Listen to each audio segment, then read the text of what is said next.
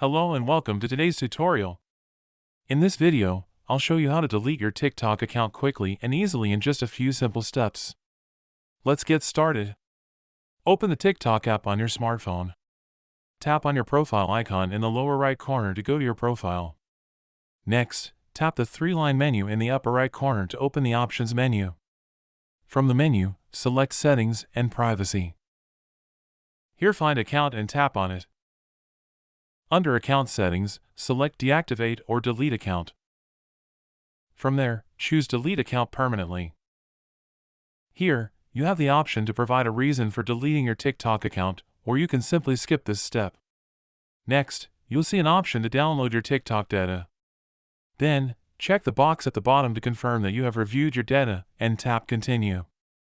TikTok will now give you a final warning about what will happen if you delete your account.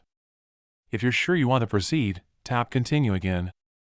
TikTok may ask you to verify your account via email or SMS. Enter the code sent to you. Then tap Delete Account. Finally, confirm by tapping Delete, and your account will be permanently deleted.